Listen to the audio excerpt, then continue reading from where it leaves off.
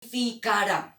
El Espíritu Santo en este tiempo está para hacer muchas funciones. Una de las principales es glorificar al Hijo, exaltar al Hijo. Esa es una de las misiones que tiene el Espíritu Santo. Otra misión es consolar, traer paz, traer palabra a la iglesia, hablar de parte de Dios a la iglesia, tocar la amada, la ungida del Señor. Y en esta mañana queremos eso. Oh, que el Espíritu Santo exalte al Hijo y que toque a su amada, a la iglesia, a nosotros, a usted, a mí, a su alma, a su vida.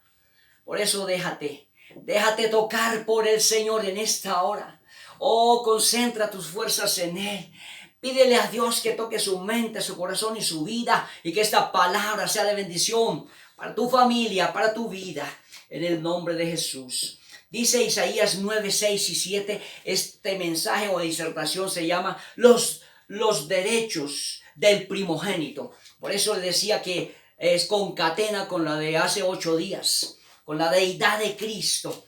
Y vamos a mirar algo bien especial. Este es uno de los mensajes maravillosos que hemos podido escuchar, y vamos a escucharlo nuevamente.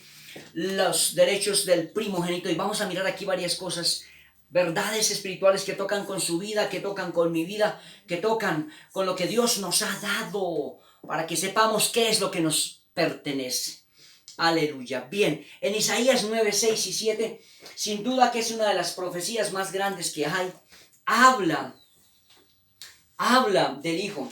Es una profecía mesiánica, es una escritura mesiánica. Está hablando del Hijo, y está hablando de lo que el Padre tiene para su Hijo en ese momento, lo que dijo para su Hijo, y que nos lo transmite a través de Isaías. Dice la escritura así, en Isaías 9, 6 al 7, dice: porque un niño nos es nacido, hijo nos es dado, y el principado sobre su hombro, y se llamará su nombre admirable, consejero, Dios fuerte, Padre eterno, príncipe de paz.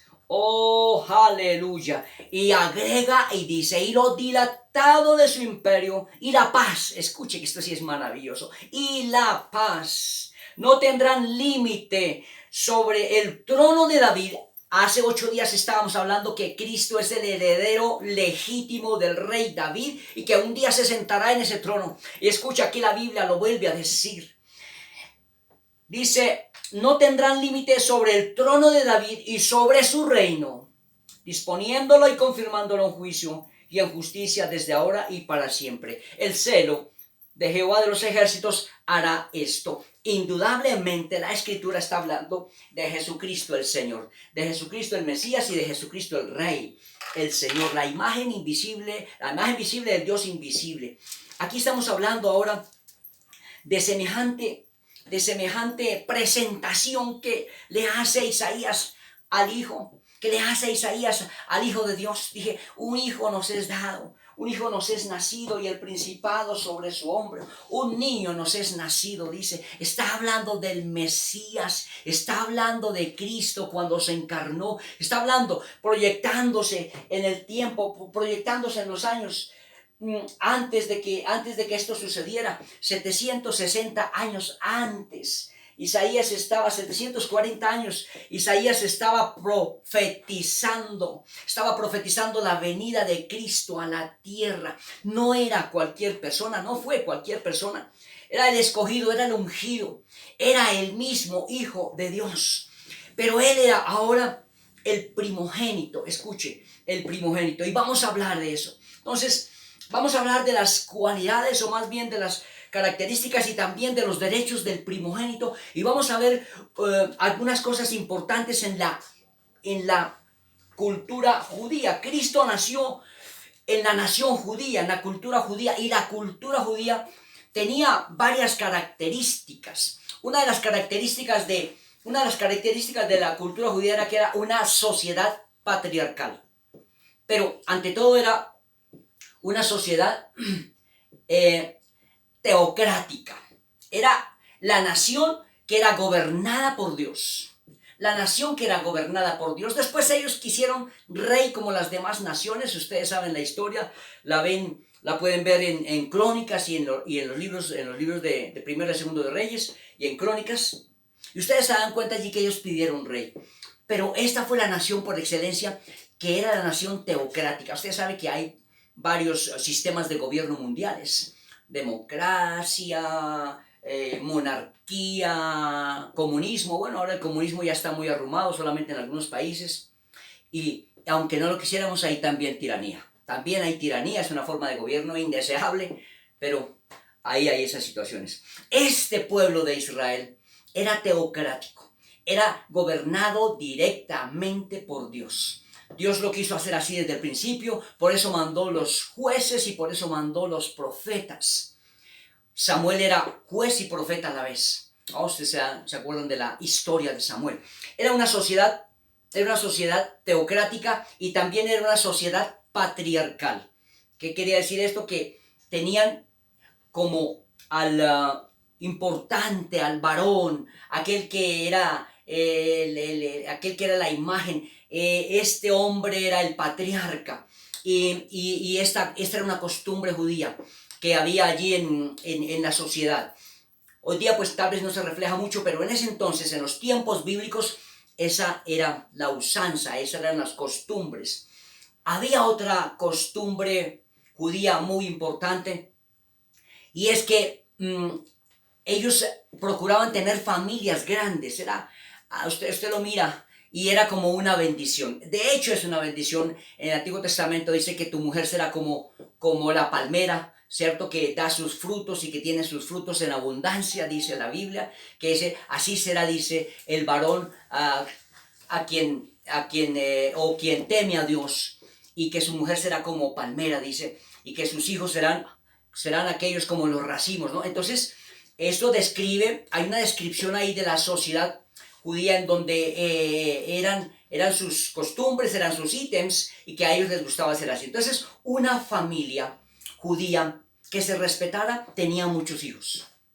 Si usted mira al patriarca Jacob, tuvo 12 hijos. 12 hijos. Era un honor. Era algo bien importante para ellos tener una familia grande. Ahora, esto tenía cierta importancia. ¿Por qué? Porque mientras más grande era la familia, tenía más peso. Mientras más grande fuera una familia en Israel, tenía más peso, tenía más prestancia. Eso simbolizaba la buena voluntad de Dios sobre ese hombre, sobre esa familia, que los bendecía con hijos, con herederos. Los herederos eran muy importantes, escuche. Los herederos eran muy importantes. Y entonces una familia grande necesitaba ¿qué? De una casa grande, de una hacienda grande, de muchas posesiones. Por eso iba tomando peso esto. Job, por ejemplo, tuvo una muy buena familia, aunque no fue muy grande, pero él fue grande, fue un patriarca.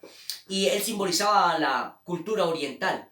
Entonces, en Israel pasaba esto, que mientras más grande era la familia, mientras más hijos tenían, era más importante, tenía más peso la familia, tenía más dignidad dentro de la sociedad, en cualquiera de las ciudades donde estuviesen de Israel, si fuera en Jerusalén o en Jericó o en otras ciudades.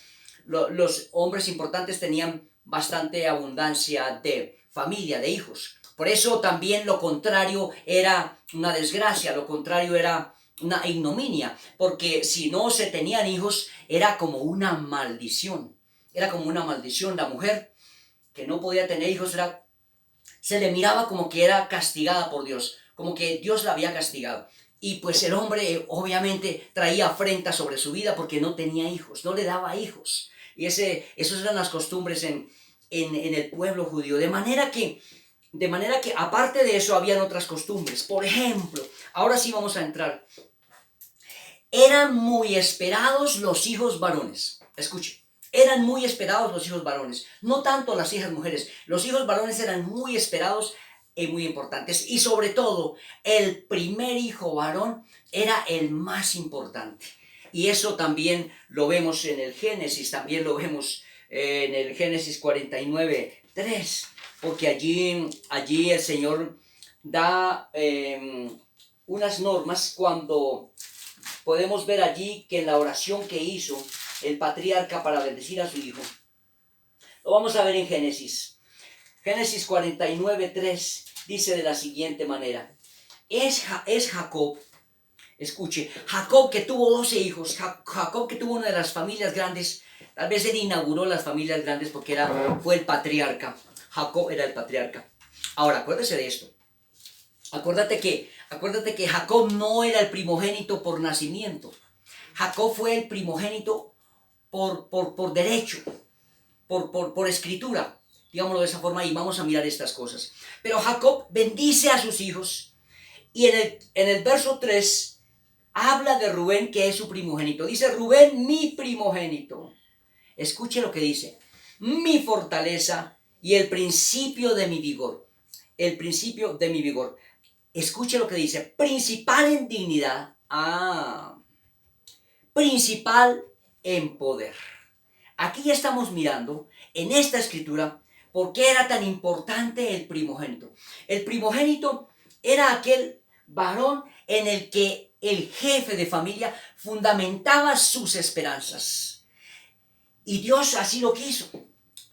Dios así lo quiso. Era el primogénito el que tenía los derechos de la primogenitura. ¿Qué pasaba con ellos? Era el que adquiría la mayor parte de la hacienda. En una familia que fuera grande, con muchos hijos varones, el primogénito se le daba el doble o más de la herencia. Entonces imagínense ustedes. Imagínense que el primogénito tenía el derecho, por ser primogénito, de tener la parte más grande de la hacienda del papá. Era el que tenía la parte más grande, al que se le daba más. Otro derecho que tenía el primogénito era el que se podía casar primero. Nadie se podía casar antes de él. Si eran 10 hijos, si eran 10 hijos varones, 7 hijos varones, el primero que se tenía que casar y se podía casar era el primogénito. Ese es otro derecho. Entonces, la mayor herencia, casarse primero, y el asunto no paraba ahí. Ustedes conocen esta doctrina, se la estoy refrescando. Algunos ya ustedes la saben, pero se la estoy refrescando. Y se casaba este hombre, y los demás tenían que esperar, no se podían casar de una vez.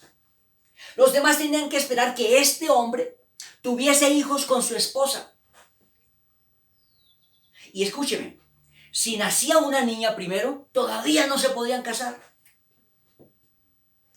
Era hasta que este primogénito tuviera un hijo varón. Y cuando este hijo varón cuando este hijo varón naciera, el segundo de la familia patriarcal se podía casar y empezar a tener descendencia. La ley era así. La ley era muy rigurosa. El asunto era bien difícil. Entonces, diga conmigo, gracias a Dios que no estamos bajo la ley. Gracias a Dios que no estamos bajo la ley. Gracias a Dios que no estamos bajo la ley, estamos bajo la gracia.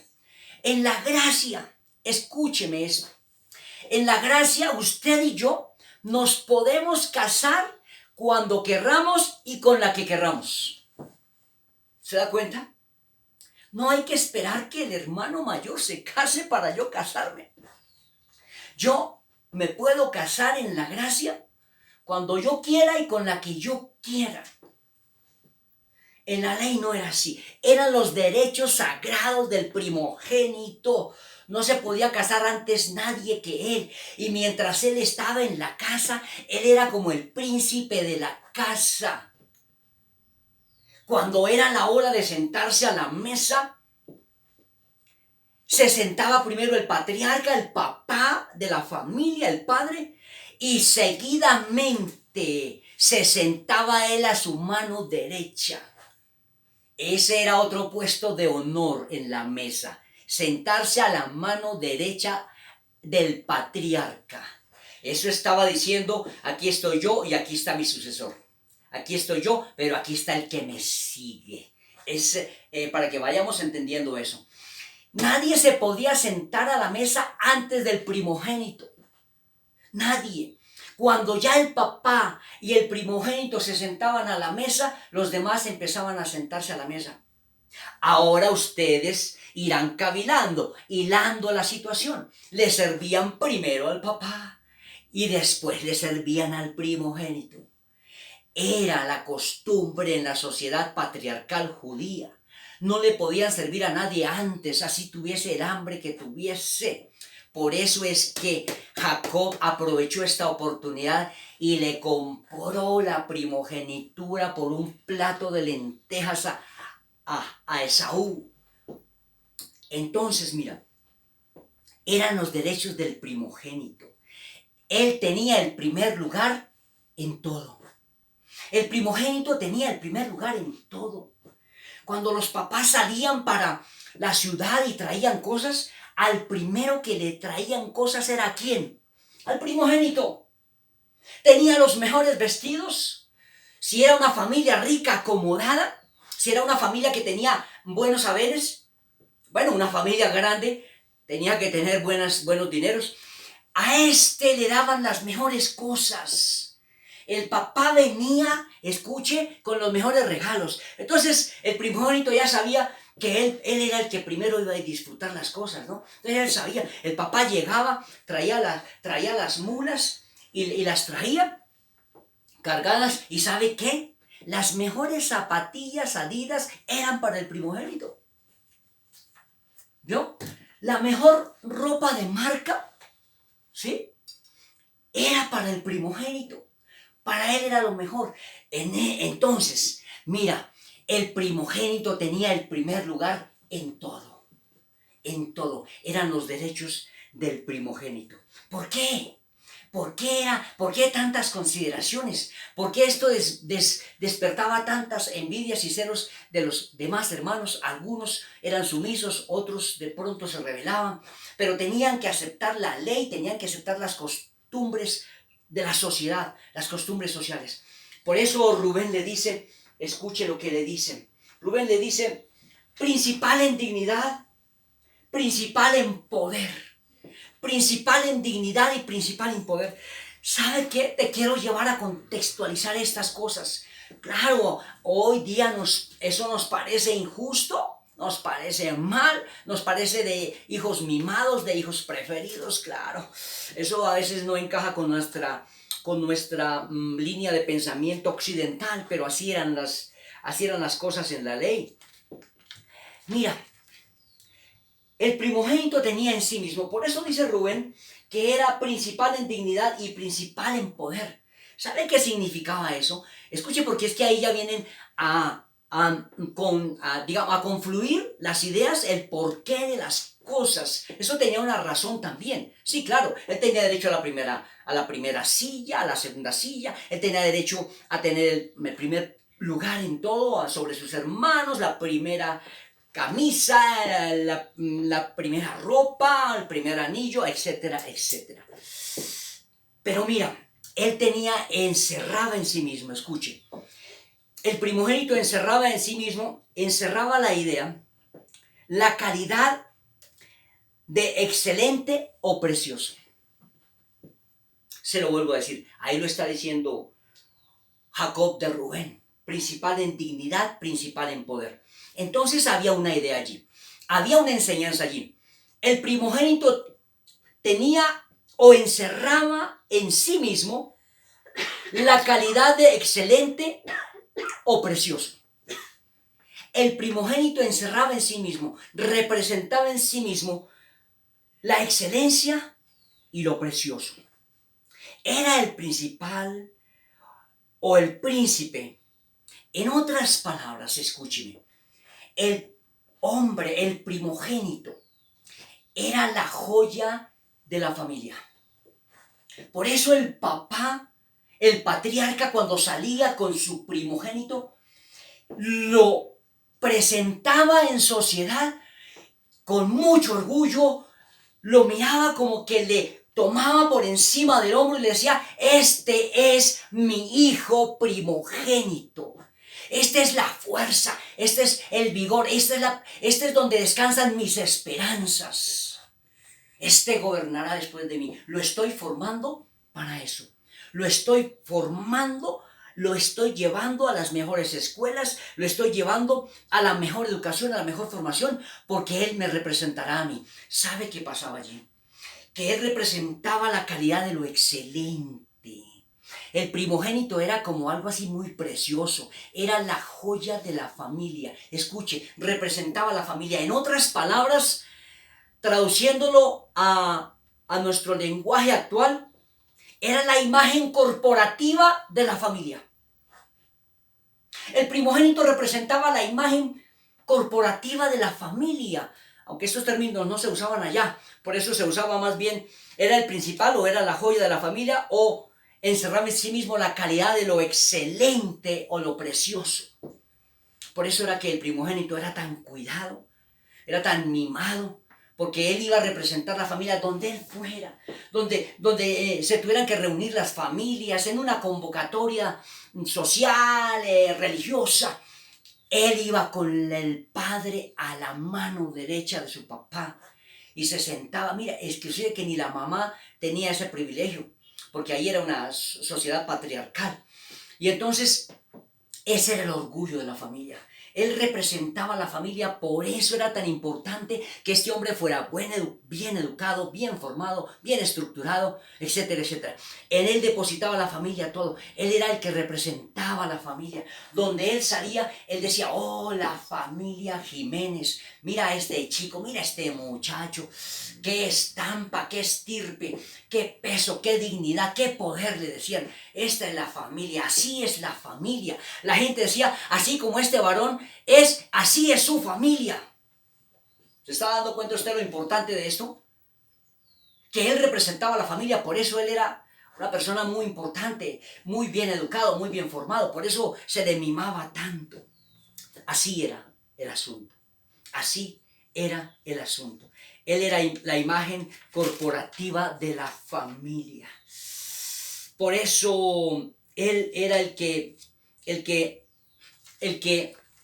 tenía que ver con todo lo social o con todo lo religioso, y por eso él tenía todas las prebendas.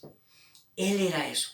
Y le voy a decir por qué era tan importante. Lo más importante, ahora te voy a decir el meollo del asunto. La primogenitura era muy importante. La primogenitura representaba todos los derechos herenciales, representaba todo lo que representaba la familia, era la primogenitura. Eso era muy importante. Pero, escúcheme, lo más importante ahora, póngale atención a esto, escuche, grábeselo en su cabeza y si lo está anotando, anótelo bien ahí, si lo está grabando, grábelo bien ahí, porque esto es lo más importante. Lo más importante para Dios, que creó estas leyes y las permitía, y lo más importante para el padre de familia, era que el primogénito era el portador de la vida. Eso era lo más importante en la primogenitura. Era lo más importante para el primogénito. Era lo más importante para la familia. ¿Qué quería decir eso? ¿Qué quería decir eso? Que por eso él era el primero que se tenía que casar. Porque él era el que le iba a dar el paso a la nueva generación de esa familia. Ustedes se habrán dado cuenta que en algunos casos las familias se extinguen por apellidos, ¿no? No, a veces muere el último hombre y ahí murió el apellido, ¿no? Allí no era así, allí tenía que perpetuarse el apellido. Le voy a decir algo. Si este primogénito se casaba y no tenía hijos, los hermanos no se podían casar. Se podían casar hasta cuando el primogénito se muriera. Escuche, porque es que esto es importante. Todas estas cosas que las estamos hilando hoy son importantes. No se podía casar el segundo hasta que el hijo mayor primogénito o tuviese hijo o se muriera. Entonces ahí sí se casaba el segundo. Se lo estoy repitiendo otra vez. Pero no se casaba con cualquiera. La ley le decía, ahora usted tiene que ir donde la viuda de su hermano y casarse con esa viuda. Tremenda la cosa, ¿cierto? Tremenda. Diga, gracias porque nací bajo la gracia. Gracias porque nací bajo la gracia. Nací bajo la gracia. Y si no, usted hoy le tocaría esperar que su hermano se muriera y casarse con la viuda. Si estuviera bajo la ley y si fuera judío. ¿Y por qué razón? Porque ya le expliqué que hay familias que hoy en la actualidad se les extingue el apellido cuando se muere el último varón. Allí no sucedía eso. El segundo de sus hermanos dice que se casaba con la viuda y dice, y los hijos que tenía con esta viuda no eran hijos de él, sino de su hermano muerto. ¿Te das cuenta de eso? Porque el nombre del primogénito no podía caerse al piso. El nombre del primogénito tenía que seguir la estirpe. Entonces los hijos que nacían eran hijos del que ya había muerto, del primogénito. Era la generación, escúcheme, era la generación del primogénito, no del segundo, sino del primogénito. Aunque el segundo fue el que aportó su ADN, y aportó su ADN, su biología, para darle hijos al hermano. La ley era muy dura, pero ahí no se caía la primogenitura. Entonces, los herederos de este hombre venían a ser los hijos del hermano, pero empoderados para ser los hijos del primogénito. Estamos mirando esto que es bien interesante, ¿cierto? Estamos mirándolo y poniéndole cuidado. Entonces el primogénito, la principal función, escúcheme, la principal función del primogénito era que le daba paso a la segunda generación. Eso para Dios era lo más importante. Para el hombre, el patriarca de la casa, era lo más importante. Que este muchacho había sido formado, educado, estructurado, esperado, porque él era el que iba a darle paso a la segunda generación de esa familia, de ese apellido, y el apellido y esa generación no se quedarían sin nombre en Israel, dice la Biblia. ¿Se da cuenta lo importante que era la primogenitura? Escúcheme. En una parte la Biblia dice así: a Jacob amé, a Esaú aborrecí. ¿Por qué? ¿Por qué? Porque Esaú no tuvo en cuenta la primogenitura. Para Esaú no fue importante la primogenitura. Para Esaú lo importante era las añadiduras de la primogenitura. Quería comer bien, quería dormir bien, quería vestir bien. Pero él no era importante, para él no era importante casarse y tener familia. Eso no era importante. Él estaba despreciando lo más importante de la primogenitura y por eso Dios lo desechó a él. Por eso, pero mira, Jacob sí amaba la primogenitura. Él tenía la visión de la primogenitura. Él decía: yo quiero casarme, tener una familia grande, tener una esposa, tener. Él tenía muy claro lo que era la primogenitura. Por eso se la jugó y dijo: me quiero hacer a la primogenitura. ¿Y sabe qué pasó ahí? Aunque eso parece tramposo, eso parece engañoso, pero mira, es que en el corazón de Jacob estaba el deseo de la primogenitura, y en el corazón de Saúl no valía la primogenitura. Dijo: ¿de qué me sirve la primogenitura? Un día estos me voy a morir, más bien deme ese platico de lentejas, yo me lo como. No tenía claro eso. Y para Dios esto era importante. Escúcheme lo que te digo hoy. Lo que para Dios es importante, para mí debe ser importante. Lo que para Dios es importante debería ser importante para ti. Lo que es importante para Dios debería ser importante para nosotros. Esa es una verdad. La gente no entiende eso. La gente no sabe eso. Oh Dios, ¿qué es lo importante para ti? Porque eso debería ser mi prioridad. ¿Qué es lo importante para el padre de familia? Que debe ser lo importante para su hijo como hijo de familia. ¿Te das cuenta de estos principios? ¿Te estás dando cuenta de eso? Por eso Dios amó a Jacob y dijo: este es el que yo necesito. Este ama la vida. Te digo algo, es que Dios ama la vida. Para Dios es importante la vida. Es lo más importante en el primogénito, que dé paso a la vida. Por eso para Dios es importante el primogénito, porque el primogénito le da paso a la nueva vida. Le da paso a la nueva vida. La vida siempre ha sido importante para Dios. Ahora te digo algo. Este es uno de los mensajes largos porque tiene mucho que estudiar y mucho que analizar. Cuando tú aceptas a Cristo, mira, cuando tú aceptas al Señor y eres el primero de tu familia, de tu apellido, de la familia Jiménez, de la familia Herrera, tú eres el primero que aceptas al Señor, eres el primogénito espiritual en las manos de Dios. Te estoy declarando una verdad. Te estoy diciendo una verdad. Si tú eres el primero en tu familia en aceptar a Cristo, tú te conviertes en el portador de la vida. Tú te conviertes en el portador de la vida. Luego entonces vas a tener dignidad y poder. Te lo digo así, por eso te digo y te lo vuelvo a decir, lo que prediqué antes, lo que es importante para Dios debe ser importante para ti y para mí. Si eres el primero en tu familia en que aceptaste al Señor, tienes primero el privilegio de que eres el portador de la vida y segundo, el deber de comunicar la vida, porque esa era el papel, el rol del primogénito, comunicar la vida, transmitir la vida a la nueva generación. Tú tienes el deber de salvar a tu familia. La Biblia dice en Romanos, en Hechos 16:31, y serás salvo tú y toda tu casa. Y toda tu casa no son solamente tus hijos, también son tus familiares. Por eso ponte las pilas. Si eres el primogénito, haz memoria quién fue aquel que primero tuvo la visión de Dios, la vida eterna de Dios. Si tú lo eres, tú eres el primogénito. Tienes los derechos del primogénito. Oh, aleluya, estás sentado en la mesa con el Padre, estás ahí, Dios te empoderó, Dios te bendijo, te hizo portador de la vida. Aleluya, cuando comenzó esta pandemia, ya lo dije, pero te lo vuelvo a decir. Cuando comenzó esta pandemia, mi hija había salido de vacaciones porque tiene contratos por prestación de servicios y terminó su contrato de prestación de servicios y comenzó la pandemia. Pero después tenía que volver a firmar contrato. Y ese día, al otro día, el lunes, que tenía que volver al hospital, ya la pandemia estaba caminando.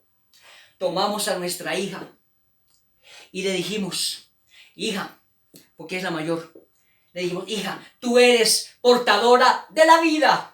Tú eres portadora de la vida. Y tomamos esta palabra de Génesis y le dijimos, tú eres portador de la vida, tú eres amada mía. Y ella, por donde va, es portadora de la vida. Ya han escuchado los testimonios de cómo ella ora por los enfermos. Un niño que tenía leucemia, el Señor lo sanó. Otra abuelita que se estaba muriendo, le iban a quitar su manito y el Señor oró. Y ella oró y el Señor la sanó. Ella es portadora de la vida. Los primogénitos son portadores de la vida. Declara esas palabras como papá. Estas son cosas trascendentales. Estas son cosas espirituales que trascienden. Aleluya. Mira, lo más importante para los primogénitos es que eran los portadores de la vida, porque la vida es muy importante para Dios. La vida hay que cuidarla porque la vida la ama Dios. Por eso te digo a ti, si Dios te dio la vida y te la dio, pero quiero decir, si te dio otra segunda oportunidad, ama la vida. Cuando yo tuve algunos ataques nocturnos que también se los comenté y que algunas veces sentí asfixiarme, estoy hablando como de 3 años o 4 años atrás, en donde Satanás atacó mi vida por las vías respiratorias y tenía ataques en donde casi me moría. Sentía que me atragantaba, habían reflujos. Después de eso, yo comprendí 2 cosas. Uno, lo que dice en el Salmo, sepa yo cuán frágil soy. Y ahí supe cuán frágil era. Y después también supe cuánto amaba la vida. Yo le decía, Señor, cuando era al otro día de esos ataques, porque fueron varios, yo caminaba por la calle hacia mi trabajo o iba saliendo y ahí yo caía en cuenta, en este momento yo no debería estar caminando, anoche ya debería haber sido un cadáver, porque es que el asunto fue serio, el asunto fue bien serio. No te lo estoy exagerando, pero casi me muero, varias veces casi me muero. Y cuando yo estaba recapacitando en eso, caminando por la calle, yo le decía, Señor, gracias porque me regalaste hoy nuevamente la vida. Amo la vida que tú me das. Ahí es donde uno comienza a hacer un balance. Ahí es donde uno sabe y le da a uno la importancia de lo que el libro dice, la vida. Gracias, Señor, porque me has dado un nuevo día de vida. Gracias, Señor. Amo la vida que tú me das. Por eso te digo hoy, ama la vida que Dios te dio. Yo no sé en qué momento estás, cuál es la circunstancia por la que estás pasando. Hay dificultad, no lo sé. Te falta el trabajo, estás acongojado. Mira el valor de la vida. Cristo dijo, la vida es más que la comida. No tienes trabajo, tienes vida. La vida es más que la comida. Y el cuerpo más que el vestido. Oh, puedes caminar, puedes moverte, puedes pararte, puedes subirte a un carro. Es más valioso eso. Aunque tenga los zapatos rotos, no estoy diciendo que esta es una mejor condición, no. Pero tienes vida, tienes salud, eso es bueno, eso es bueno. Diga conmigo, eso es bueno. Aleluya. Oh, para Dios es importante la vida. Para mí debería ser importante la vida, la salud, y lo que es valioso para Dios debería ser valioso para mí. Aleluya. Gracias a Dios por ese carro que tienes.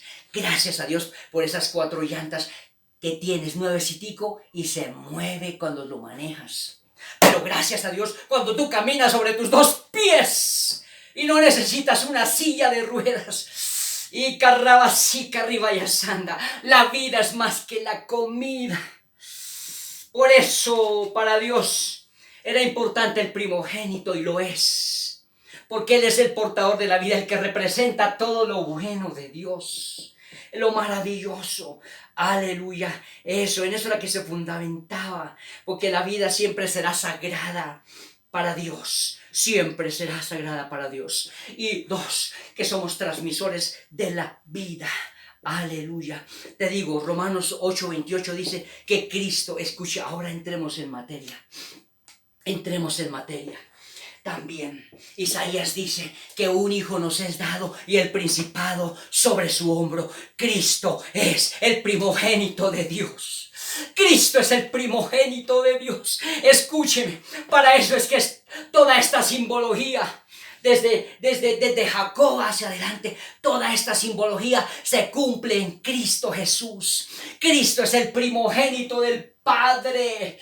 Él nació para ser el principal, escuche. Él nació para ser rey. Él nació para sentarse a la diestra de Dios como primero. Oh, aleluya. Él nació para estar allá. Amén, amén, amén y amén. Él es el primogénito. Él es el que Él es digno. Él es digno. Él es el sello de la excelencia y de la perfección. Oh, Él es el que representa la familia. Él es el sello corporativo del cielo. Cristo es el que representa la iglesia del Padre, la familia del Padre. Él es el que nos representa a nosotros delante del mundo. Él es el primogénito del Padre. Aleluya. Él tiene todo poder y autoridad. Gracias, Señor. Gracias, Jesús. Para eso es que es toda esta simbología. Para eso es que todo este costumbrismo en la sociedad judía, para eso en la cultura judía, porque Cristo es el primogénito por excelencia. Isaías lo está diciendo. Oh, aleluya. Un hijo nos es dado, un niño nos es nacido, y el principado sobre su hombro. Nació para ser rey, nació para gobernar, nació para suceder, nació para heredar todo, para ganárselo todo. Ese es el plan del Padre. La Biblia dice que lo dilatado de su imperio y la paz no tendrán límites sobre su reino. Y yo lo creo. Aleluya. Gloria a Jesús. Gloria a Jesús. Gloria a Jesús. Métete estas verdades en la cabeza. Métetelas. Ahora yo te digo algo. Vamos a hacer una comparación. ¿Sabe qué pasa? Hay simbolismos en la Biblia con Jesús. Por ejemplo, Josué es uno de los que más me gusta. Josué, de hecho, Josué es Jesús en griego. Jesús en griego se dice Josué o Josué. Y Josué, el que salió con Moisés, el que fue el sucesor de Moisés, escúcheme esto, es símbolo de Jesús. Ustedes se acuerdan que los israelitas salieron de Egipto y que esa generación, la generación de Moisés, porque Moisés ya tenía más de 80 años, pero Josué era de la nueva generación, una generación más reciente, una generación de jóvenes. Pero él salió acompañando a su gran líder, a su gran patriarca, a su gran profeta Moisés, y salió acompañándolo, y él fue el sucesor, a la postre, él fue el sucesor de Moisés. Pero yo te quiero decir algo, toda esa generación de Moisés que salieron de Egipto, nunca entraron a la tierra prometida. Nunca entraron. Usted lee la historia y la Biblia dice que toda esa generación murió en el desierto. Toda esa generación por su incredulidad, por su inconformismo, por no creerle a Dios. murieron en el desierto porque Dios los condenó 40 años a caminar, haciendo círculos y círculos. Algo que se pasaba como en 3 días, dicen los eruditos. Demoró 40 años por su incredulidad, porque Dios los probó. Y como toda esa generación renegó de Dios y no creyó a Dios, esa generación murió en el desierto. Ellos representan, escuche, incluyendo a Moisés, representan el pasado, representan ese pasado anquilosado a las cosas mundanas, porque amaban a Egipto, querían volverse para Egipto, maldecían a toda hora, renegaban a toda hora. Dios les mandaba carne desde el cielo en forma de codornices, Dios les mandaba pan del cielo en forma de maná y todavía renegaban. Dios les mandaba agua fresca más que la de Postobón, les salía de una peña, golpeaban la peña y el agua comenzaba a salir de una peña de una forma increíble y no les costaba nada. Dios hacía milagros, prodigios. Oh, Dios mandaba una columna de fuego de noche y los alumbraba en medio del desierto. Oiga, esto es extraordinario. Esto es maravilloso. Dios mandaba una nube en el día cuando estaba el sol sofocante, terrible, y mandaba una nube y cubría todo el campamento de Israel y no sufrían un solo calor. Estaban refrescos. El mejor aire acondicionado lo tenían ellos. Lo tenían ellos y eran unos desagradecidos. Por eso aquí predicamos un mensaje que se llama la llave de la gratitud, la llave secreta de la gratitud. En medio de las peores circunstancias hay que alabarle a Dios. Y mira, ¿y sabe qué? La Biblia dice que durante esos 40 años el calzado de sus pies nunca se rompió. Nunca se rompieron los cordones, nunca se rompieron las sandalias. Y dice que los vestidos con los que salieron nunca se envejecieron. Ese es el Dios de Israel. Ese es el Dios. Pero esta generación que vio tantos milagros y que fue tan desagradecida, cayó en el desierto. Su tumba fue el desierto. Allí murieron. Allí quedaron sus huesos. Pero Josué, que representa la nueva generación, la generación de Jesús, porque Jesús y Josué es el mismo nombre. Josué representaba a Jesús. Esta generación era la generación de la fe.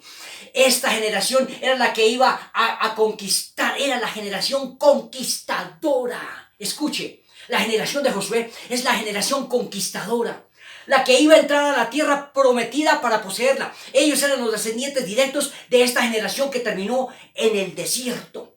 Pero esta nueva generación que Dios levantó era una generación empoderada. Josué era uno de los hombres de fe más poderosos. Josué era uno de los hombres más resueltos, más dinámicos, más activos. El Señor se lo dijo desde un principio: esfuérzate y sé valiente. Y ese hombre representaba eso: esfuerzo y valentía y fe. Y dijo: conquistaremos eso. Si Dios nos los dijo, conquistaremos eso. Pasaremos este Jordán y conquistaremos esa tierra. Esa tierra es nuestra. Yo no veo gigantes, veo uvas así de grandes. Yo no veo gigantes, veo toronjas así de grandes.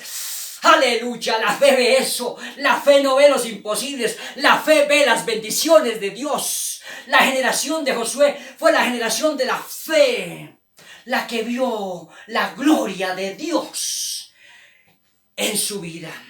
Ellos representaban todo lo bueno al mando de su caudillo, que era Josué. Oh, aleluya. Mientras que la generación que murió en el desierto representaba la incredulidad, la tristeza, la debilidad, representaba la división, representaba la falta de propósitos. Ellos no querían ir a ningún lado, solamente devolverse a Egipto. Pero la generación de Josué no. La generación de Josué representaba la fe, el gozo, la fortaleza, la visión de las tribus. Ellos tenían cosas grandes. Ellos decían: vamos a visualizar familias grandes, vamos a poder poseer esa tierra, tenemos toda esa hacienda, me voy a repartir este monte, usted se quedará con ese. Allí tendremos una familia grande, tendremos posesiones. Oh, era la generación que amaban la libertad, la que Jesús les había dado a través de Josué.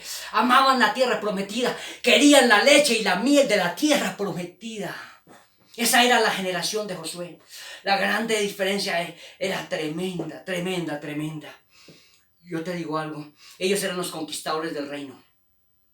Josué y su generación, sus conciudadanos, sus hermanos israelitas, representaban los conquistadores del reino, porque Dios les había entregado el poder y la autoridad.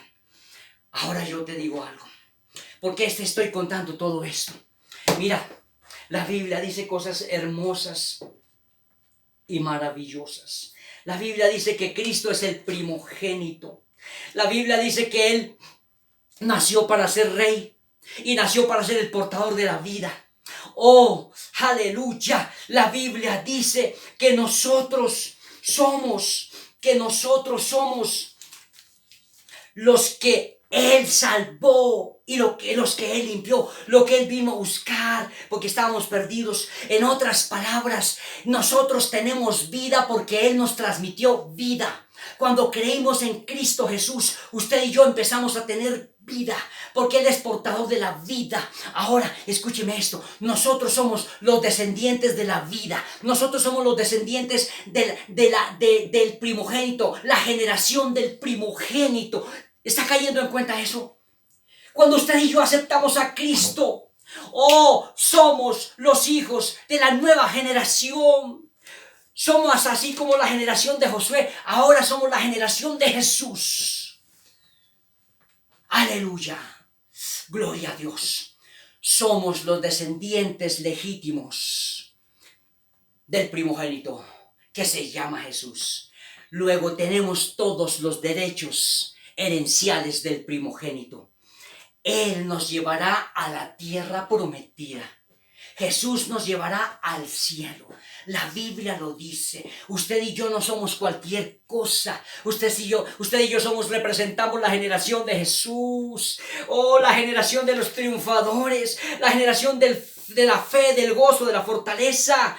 La generación de la unión de las tribus, la generación de los libres. Esa es la nueva generación, la que representamos nosotros. Él es la piedra preciosa. Cristo es la piedra preciosa. Él es la imagen corporativa del reino. Cristo es la imagen corporativa del reino. Nos representa a nosotros. Nosotros somos eso. Gozo, alegría, triunfo. Nacimos para vencer. Nacimos para ser grandes. Nacimos para heredar el cielo. Te digo, somos la generación que entrará al cielo. Somos la generación que llegaremos a la tierra prometida.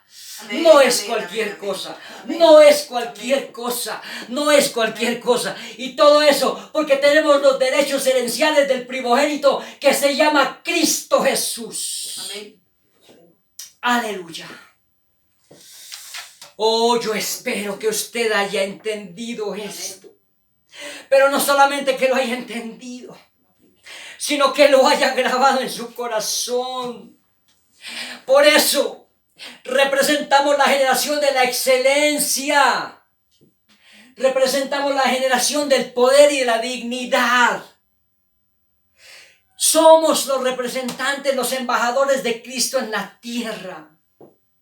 Nosotros representamos el linaje del primogénito. Y el linaje del primogénito no es menos que el primogénito. Tenemos la dignidad, tenemos la sangre del primogénito, tenemos los derechos herenciales, pero tenemos también el compromiso y el deber de representarlo bien aquí en la tierra.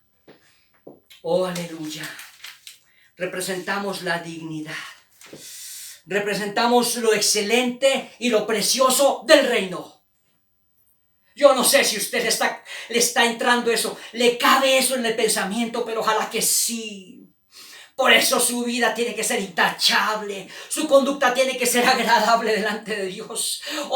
Tú tienes que ser agradable delante de los ojos de Dios y delante de los ojos de los hombres. La generación, la cultura judía se preciaba de tener una familia grande. Te digo, el primogénito de Dios tiene una familia grande, la más grande que haya existido. La Biblia dice que Él vino para salvar al mundo de lo que se había perdido. La mayor cantidad de familia estaremos en el cielo. Una familia que representa peso, dignidad y bendición. Usted y yo hacemos parte de esa familia. Aleluya. Gloria a Jesús. Yo te he dicho lo que Dios me dijo que te dijera. Ahora te voy a bendecir. Para que tu caminar sea de un príncipe. Para que tu caminar sea digno de una realeza que la tienes. Que camines sobre esta tierra como un príncipe. Porque para eso te llamó el Señor. con dignidad. Padre, te doy gracias por tu palabra en esta hora. Te doy gracias.